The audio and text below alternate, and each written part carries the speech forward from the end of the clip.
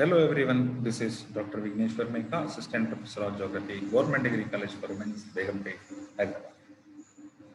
In this video, the agriculture types, land use, cropping pattern and production, part 3, we will discuss about the rest of types of agriculture.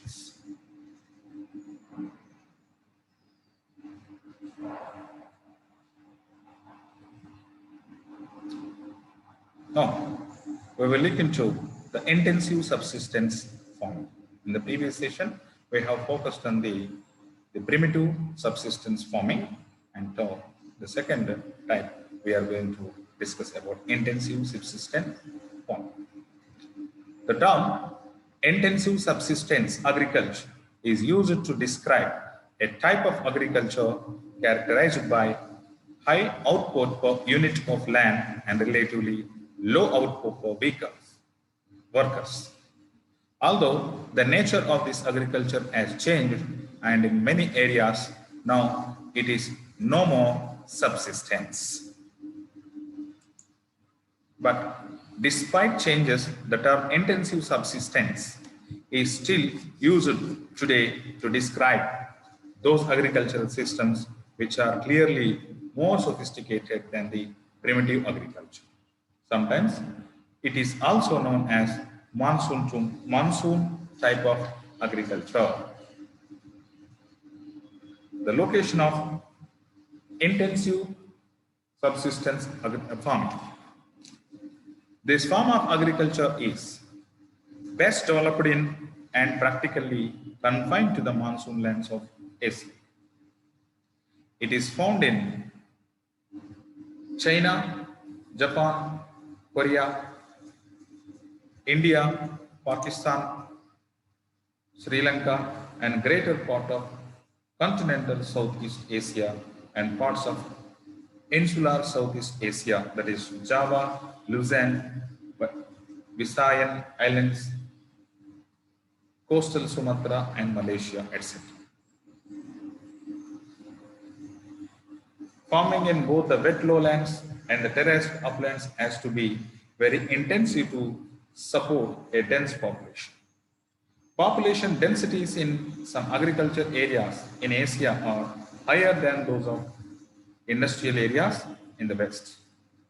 Many of the regions of intensive subsistence farming have a highly developed form of society and government, and some such as China and India have a continuous history of civilization going back more than 4,000 years.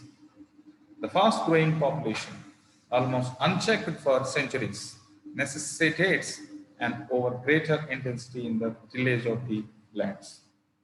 A small plot of land has to support 5 or 10 times the number of people that a smaller plot on an extensive farm in the USA could feed.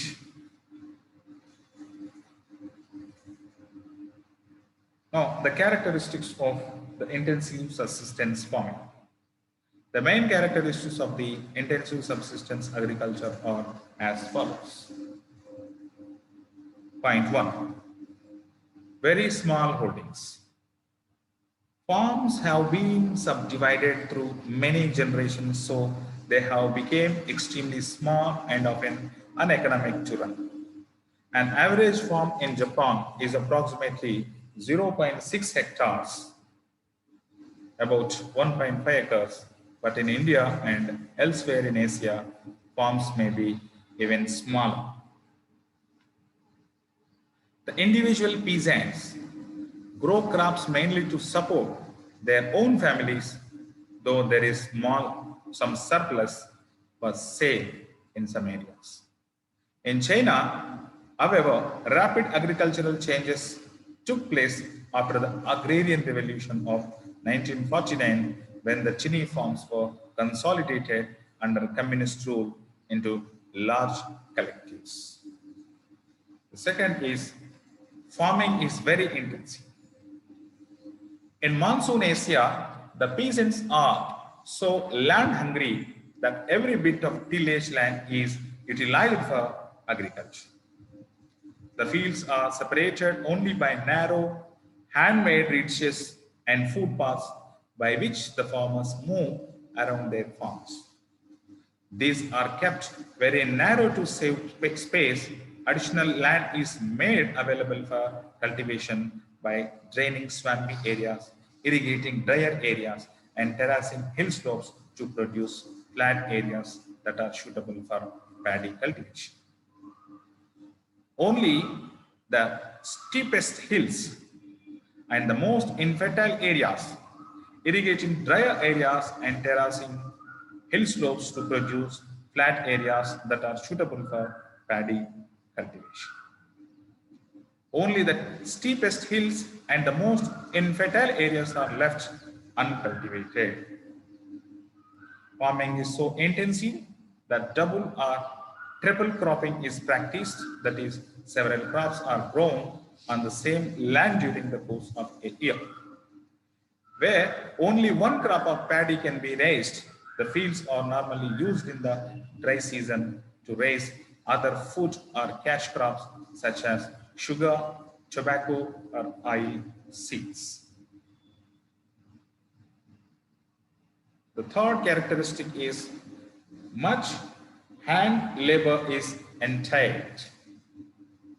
Traditionally, much hand labor is required in wet paddy cultivation. Ploughing is done with the aid of buffaloes. The fields are raked by hand. The paddy is planted painstaking in precise rows by the woman. Harvesting is done with the sickles and threshing is done by hand. Farm implements are often still very simple. The basic tools are simple plows, the conkle, a kind of spade, and hoes. Nowadays, machinery has been developed which is capable of working in the flooded fields, and separate machines can plow, plant, and harvest the paddy. Such machines are not yet widely used because most farmers cannot afford to buy them. But they are extensively used in more affluent Japan and gradually spreading throughout monsoon Asia. They may be owned by fields or cooperatives and owned by the individual farmers. Machinery has also been widely used in the state farms of China. The fourth characteristic is use of animal and plant manures. To ensure high yields and continued fertility, farmers make use of every available type of manure, including farm waste, rotten vegetables, clippings, fish wastes, guano, animal dung, especially those from the pig sties and poultry yards, and human excreta. Increasing amount of artificial fertilizers are now being used in Japan, India, and China, usually with the government advice or assistance. The basic fertilizers applied, including phosphates, nitrates, and potash, which help to replenish vital plant nutrients in the soil. Dominance of paddy and other food crops. Paddy is the most dominating crop produced in intensive subsistence agriculture, but due to the differences in relief, climate, soil, and other geographical factors, it is not practicable to grow paddy in many parts of the monsoon Asia. Though methods are equally intensive and farming is done on a subsistence basis, a very wide range of other crops are raised. In most parts of North China, Manchuria, North Korea, Northern Japan, and Punjab, wheat, soybeans, barley are extensively grown as major food crops. In the India, Deccan, and parts of the Indus Basin, Sorghum or millet is the dominant crop due to the scarcity of rain and the poorer size. In many parts of continental Southeast Asia, such as the dry zone of Myanmar, the Korat Plateau of the Thailand, and the interior regions of Indochina, the annual precipitation is too low for wet paddy cultivation, and the substitute crops are millet, maize, and groundnuts grown together with cotton, sugarcane, and oilseeds. During recent decades, this type of agriculture has registered a significant improvement in the form of mechanization, use of improved seeds and fertilizers, and other modern systems of agroscience. The countries like China, India, Japan, Malaysia, Korea, Taiwan, Philippines, etc. have adopted improved system of agriculture. Now, we will look into plantation agriculture. In this, first we will look into the location and characteristics. The tropical plantation is one of the world's oldest system of commercial agriculture. Since 1500 AD, the products from over a dozen tropical crops have been in constant demand by people in temperature regions. The specialized commercial cultivation of cash crops on estates or plantation is a very distinctive type of tropical agriculture and is found in many parts of Asia, Africa, and tropical and subtropical America.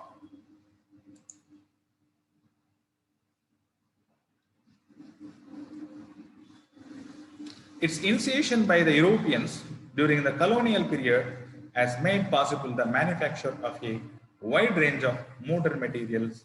Some of the main plantation crops are rubber, oil palm, cotton, copra, beverages like coffee, tea, and cocoa, fruits like pineapples and bananas, as well as sugarcane, hemp, and jute. Its initiation by the Europeans during the colonial period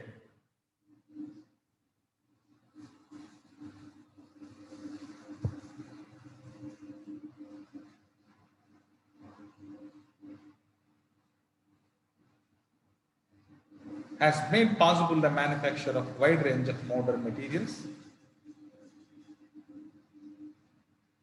The plantation agriculture is the product of colonialism. Plantations have been developed in response to a demand in Europe for foods, species, fibers, and beverages, which because of climatic constraints could be produced only in the tropics or subtropics. Over the centuries, the demand for most of these items has increased with the growth of world population and with insatiable needs of modern Western society. Plantation agriculture is an export-oriented specialized farming method where emphasis is given to raise a single crop, especially meant for export to the overseas countries. It is a large enterprise with sound infrastructure where the profit is the sole objective. It involves not only cultivation of crop, but also processing, packaging, transporting, and exporting of the products.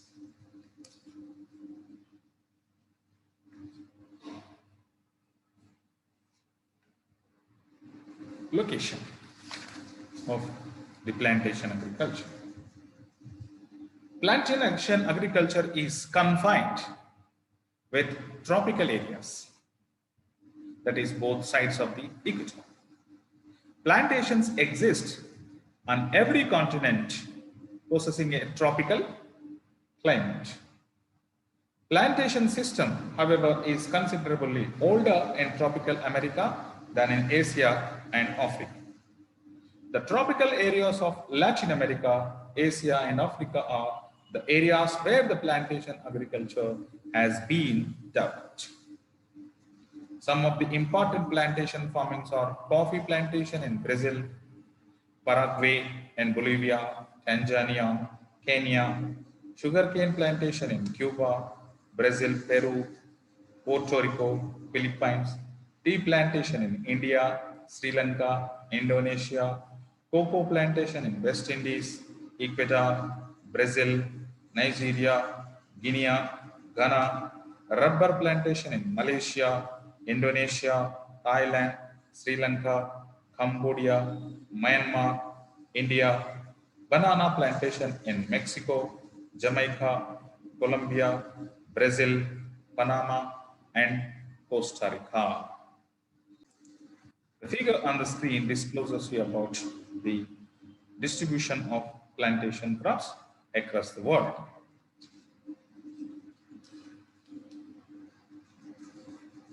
Now the characteristics of plantation agriculture. Plantation agriculture is different than other forms of agriculture. The characteristic features of plantation agriculture are as follows. 1. Plantation agriculture is highly sophisticated and scientific methods are used for large-scale production. 2. There is specialization of single crop in plantation agriculture. Example, coffee in Brazil, tea in India, rubber in Malaysia, etc. 3. Estate farming. Plantation crops are usually raised on large estates of more than 40 acres, hectares or 100 acres each. Though the success of such crops has often encouraged other farmers to grow them so that small holdings exist side by side with the large estates. In some parts of West Africa, small holdings are, however, more important than the estates, and small holdings rubber production in Malaysia now exceeds that from estates. Seedlings are first grown in nursery seeds beds and then transplanted in neat rows, well spaced and regularly weeded on the estates. And the fourth characteristic is foreign ownership and local labor.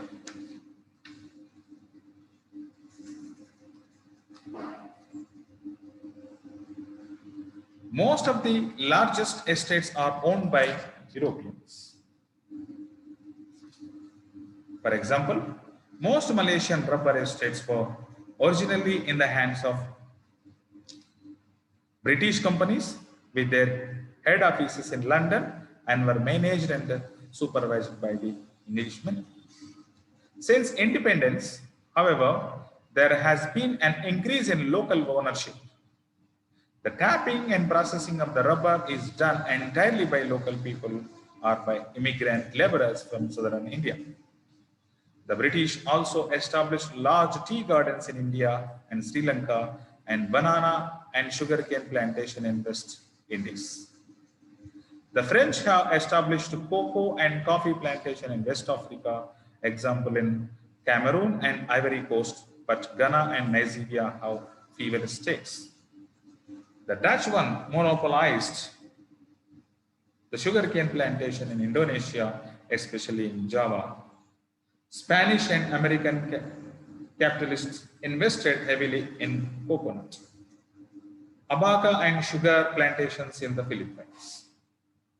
Some coffee fazandes in Brazil are still in the hands of the Portuguese, though most of them belong to wealthy Brazilians, and there is also some Spanish, American, Canadian interest in plantation agriculture in tropical America. Sugar plantations in Queensland, Australia are unusual as they employ white labor. Farming in estates is scientifically managed. Work in estates is executed with specialized skill and whatever possible with application machinery and fertilizers. It aims at high yields, high quality production, and a large output, most of which exported. The final products, whether sheet rubber, palm oil, or tea, have to be carefully processed and standardized to meet world demand and specification. 6. Heavy capital outlay. To initiate and to maintain a tropical plantation, large sums of money are required. As many plantations are located in previously undeveloped or sparsely populated areas far from urban centers, a minimum network of communication by road or rail has to be developed, first either with or without government assistance. This is very expensive undertaking, especially under tropical conditions where maintenance costs are also high. Plantations are manned more and more by local staff. However, less administrative expenses are incurred, but the overall production cost is still high, especially where labor is highly unionized, as in India and Sri Lankan tea estates. The plantation agriculture is an export-oriented agriculture.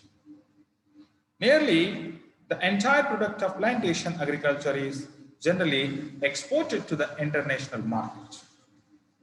Therefore, it requires a better communication network, packaging, and processing facilities. The eighth, unlike other forms of agriculture, plantations are well planned not only in terms of the field structure but also having facilities like residence, transport, hospitals, retail markets, etc. for workers and associated people and their families. 9. The plantation agriculture often encourages migration from other countries. In colonial period, thousands of people migrated from one place to another for work. In this way, the cultural exchange occurs. And 10th character, the most of the crops grown in plantation agriculture have a life cycle of more than 2 years. Natural rubber, coconuts, oil palm, tea, cocoa, and coffee are all tree crops and take years to mature, but afterwards they are productive for long periods.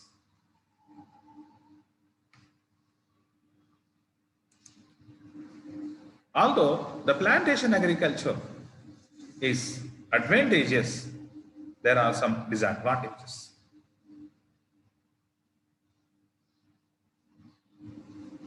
Apart from the advantages and profitable to owners, but there are several problems of plantation agriculture. The major problems are difficulties are as follows. They are climatic hazards such as floods, droughts, etc. Prevalence of diseases and insect pests, that is the blight disease for the coffee and so on. The difficulties of clearing and maintenance, and they are facing the very difficulties in clearing the wood of the plantation and also the incurring expenditure on the maintenance and rapid deterioration of tropical soil. The soils are being deteriorated rapidly because of the continuous crop cultivation.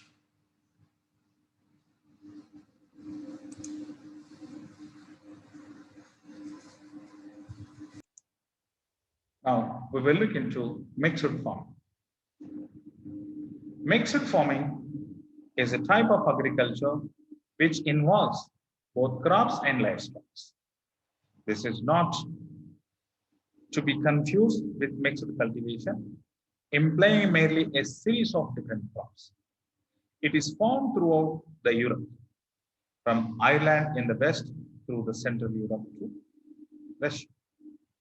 It is also found in North America, east of the 98-degree meridian, in the pampas of Argentina, Southeast Australia, South America, South Africa, and New Zealand.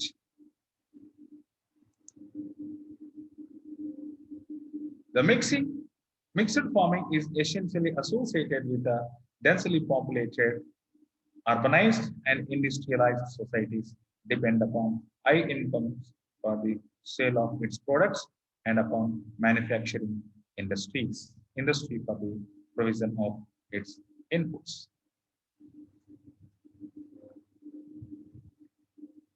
The figure on the screen discloses you about the mixed farming, distribution of mixed farming.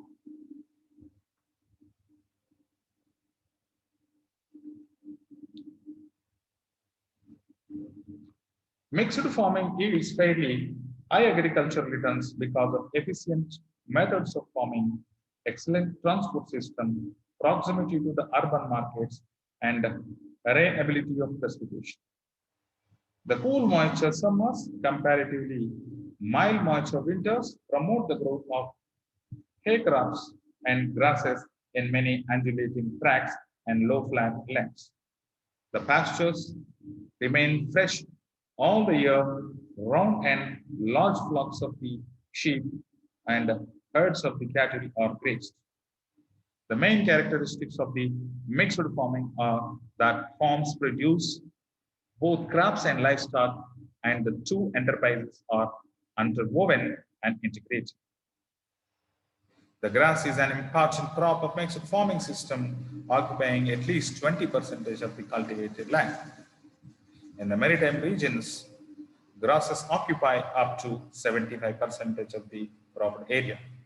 The grass is treated with as much care as a cereal or cash flow. The application of fertilizer per hectare of arable land in mixed farming in northwestern Europe is higher to that of any other part of the world except Japan. Further, many farms, particularly in Britain and the Netherlands, purchase grains and concentrate to feed their livestock. Moreover, in mixed farming, a number of crops are grown. Cereals dominate the crop's land use, the leading grain varying with climate and soil. Wheat in Europe and corn in the United States dominate the land use pattern. A large proportion of cereals is fed to animals on the farms or sold to manufacture or feeding stock. In Denmark, 9/10 of all grains are fed to livestock, and in Sweden, 3/4 of all the crops are thus consumed. In Europe, a second major category of crops grown are roots, turnips, potatoes, and sugar. Potatoes are grown as vegetables for feeding pigs and cattle in the most of the mixed farming areas of Europe, while in Germany, potatoes are sold to distilleries. Sugar beet is generally sold to sugar factories. Mixed farms are characterized by high expenditure on machinery and farm buildings, extensive use of manures and fertilizers, and also by the skill and expertise of farmers who need to know about all aspects of farming to grow and market their range of products successfully. In mixed farming, the average size of holding varies from 10 to 15 hectares in England and 40 to 100 hectares in United States and Canada. These farms are mostly owned and operated by family labor, and hired farm labor is rather uncommon. Moreover, tenant farming is wheat in Europe, corn in the United States dominate the land use pattern. A large proportion of cereals is fed to animals on the farms or sold manufactured feedstuff.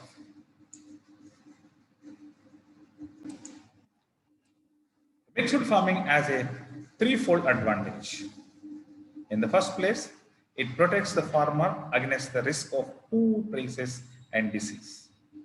In the second place, it spreads labor requirements more evenly throughout the year. Thirdly, it helps in the maintenance of soil fertility if crops are grown in rotation. Instead of growing the same crop in the same field, a succession of different crops is grown, which reduces the risk of plant diseases. In mixed farming, livestock is fed in variety of ways. The crop produced on the farm is generally fed to the cattle and pigs. In winter, forage crops, hay, solid crop feeds, and concentrates are fed to the livestock. Livestock feed on crops grown on the farm and graze the pastures. In return, their manure helps in maintaining fertility of the land. This system of farming makes a judicious use of available labor force as livestock require daily attention of the farmer and the family labor. The rising labor cost has, however, made it increasingly difficult to keep a variety of livestock and grow a wide range of crops.